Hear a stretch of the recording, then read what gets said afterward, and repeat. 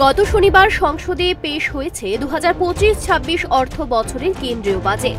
দেশের অর্থমন্ত্রী নির্মলা সীতারামন পেশ করেছেন বাজেট পেশের পর গোটা দেশ জুড়ে চর্চা শুরু হয়েছে প্রাপ্তি, প্রত্যাশা আর অপ্রাপ্তির বিষয়গুলি নিয়ে। স্বাভাবিকভাবেই রাজনৈতিক দলগুলি বাজেটের মর্মবস্তু কাটাছেঁড়া পর্ব সেরে সেই বাজেট সম্পর্কে তাদের রাজনৈতিক ভাবনা এবং অবস্থান স্পষ্ট করতে শুরু করেছে। বাজেটের সমর্থনেও যেমন সুর শোনা গেছে, ঠিক তেমনি ভাবে বিরোধিতায়ও সুর চওড়া করতে দেখা যাচ্ছে শাসক বিরোধী রাজনৈতিক দলগুলির মধ্যে। এই রাজ্যে খুব স্বাভাবিক নিয়মেই বিরোধিতার পথে থাকছে বাম কংগ্রেস। আজই পথে নেমে বাজেট বিরোধিতায় নিজেদের অবস্থান সহ দলের রাজনৈতিক কর্মসূচির মহড়া দিতে দেখা গেছে বাম দল সিপিআইএমকে। অপরদিকে নিজেদের রাজনৈতিক অবস্থান নিয়ে রাজ্যে নিজেদের কি পদক্ষেপ থাকবে তা জানান দিতে সংবাদ সম্মেলনের আসরে আসে কংগ্রেস। প্রদেশ কংগ্রেস ভবনে আহুত সংবাদ সম্মেলনে কংগ্রেস মুখপাত্র প্রবীর চক্রবর্তী পাশে কর্মচারী ফেডারেশনের নেতৃত্ব প্রাক্তন শিক্ষক শান্তি রঞ্জন দেবনাথকে বসিয়ে বাজেট বিরোধিতায় সুর চড়া করলেন। শাসকের বিরুদ্ধে বিভিন্ন অভিযোগ তুলে দেশের সাংবিধানিক পথকে গেরুয়াকরণ করা নিয়ে কি বলছেন প্রবীর চক্রবর্তী শোনাবো। আমাদের দেশের সর্বোচ্চ পদে যারা আছে, দেশের রাষ্ট্রপতি, আমাদের স্পিকার, লোকসভা, রাজ্যসভার চেয়ারম্যান, এই যে পদগুলি গুরুত্বপূর্ণ সাংবিধানিক পদগুলি, এগুলিকেও রাজনৈতিক সংকীর্ণ স্বার্থে ব্যবহার করছে। আমি তার খুব বিশদ উদাহরণ দেব। আমি শুধু বলবো যে আমাদের দেশে একজন আদিবাসী মহিলা রাষ্ট্রপতি, ওনাকে এই ধরুন গত প্রজাতন্ত্র দিবসে বা তার আগের বছর যে জাতির উদ্দেশ্যে যে বক্তব্য ওনার মাধ্যমে প্রচারিত করা হয়েছে, বা এই বাজেট অধিবেশনের শুরুর সময়ে যে বক্তব্য ওনাকে দিয়ে প্রচার করা হয়েছে, ওনার বক্তব্যের সাথে আর একজন আরএসএস বা বিজেপি নেতা যে উগ্র হিন্দুত্ববাদী প্রশ্নে যে বক্তব্য উপস্থিত করে আসছেন, তার সাথে খুব একটা পার্থক্য খুঁজে পাওয়া যায়। কেন্দ্রীয় বাজেট নিয়ে নিজেদের দলীয় অবস্থান পরিষ্কার করে দেওয়া হয়েছে কংগ্রেসের সর্বভারতীয় নেতৃত্বদের তরফ থেকে। এই নিয়ে প্রদেশ স্তরে আলাদা করে প্রতিক্রিয়ার কোনো প্রয়োজন পড়ে না। তবু এই বাজেট বিরোধিতার আবহে ময়দানের তপ্ত হাওয়াকে দলীয় স্তরে সাংগঠনিক শক্তিতে শান দেওয়ার কাজটুকু কৌশলে সেরে নিতে চাইছে প্রদেশ কংগ্রেস। আগামী দিনে দলের বেশ কিছু আন্দোলন কর্মসূচি হাতে নিয়েছে প্রদেশ কংগ্রেস। সংবাদ সম্মেলনে সেই কর্মসূচি ঘোষণা করে প্রবীর চক্রবর্তী কি জানিয়েছেন শুনুন।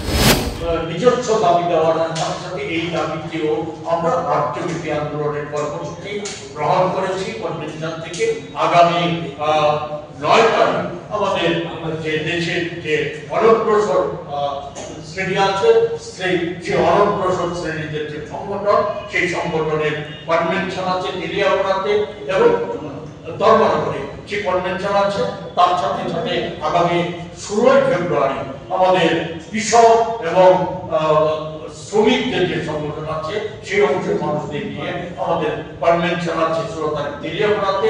ওই দুটো কনভেনশন থেকেও আমরা আন্দোলন সূচি গ্রহণ করব। তার পাশাপাশি এই আন্দোলন সূচি শেষ হয়ে যাওয়ার পর আমরা প্রদেশ কংগ্রেস এবং তার সমস্ত শাখা সংগঠনগুলি তারা নিজ নিজ পেরিফেরির মধ্যে রাজ্যব্যাপী আমাদের আন্দোলন সূচি করে তুলতে হবে। এই আন্দোলন সূচির মধ্যে অবশ্যই থাকবে এই যে জনবিরোধী বাজেট, সেই বাজেটের বিরুদ্ধে জনমত তৈরি করার বিষয়টাও আমাদের সেই আন্দোলন সূচি। আয়করে ছাড় দেওয়া নিয়ে প্রশ্ন তুলে কংগ্রেস নেতা প্রবীর চক্রবর্তী শাসককে কটাক্ষ করে বলেছেন, এই ছাড়ে সাধারণ আমজনতার কি লাভ?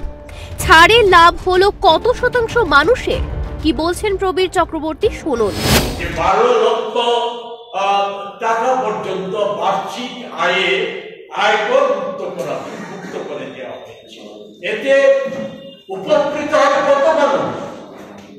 1% যে বাজেটে যেভাবে করের বিন্যাস ছাত্র আছে, করের বিন্যাস হয়েছে, এতে সরকারের কোষাগার থেকে 1 লক্ষ কোটি টাকা খরচ বা 1 লক্ষ কোটি টাকা খরচ ক্ষতি হবে, এটা নিশ্চিত। কিন্তু এতে উপকৃত হবে কত মানুষ? উপকৃত হবে সর্বসাকুল্যে গোটা দেশের জনসংখ্যার 1% মানুষ।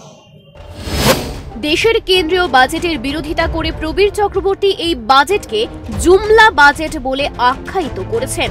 জুমলার কি ব্যাখ্যা শোনা গেল প্রবীণ কংগ্রেস নেতার গলায়? শোনাবো।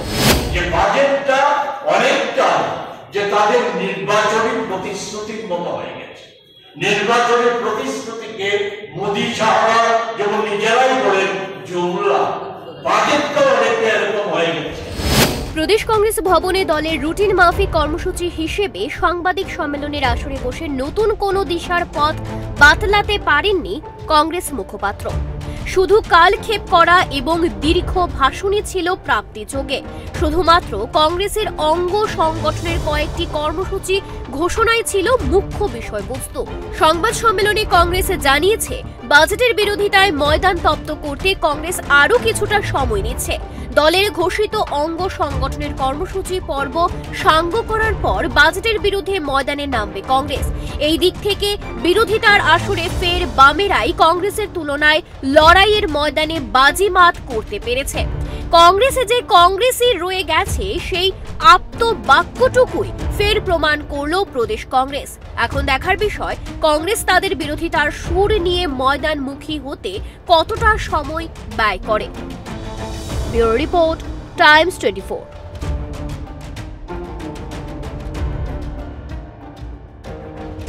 প্রেমের মরশুমে স্বর্ণকমল জুয়েলার্সের নিবেদন শুধু তোমারই জন্য।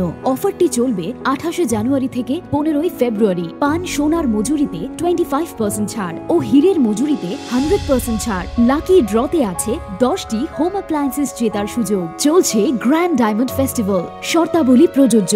আসুন স্বর্ণকমল জুয়েলার্স, আগরতলা, উদয়পুর। দোকান প্রতিদিন খোলা।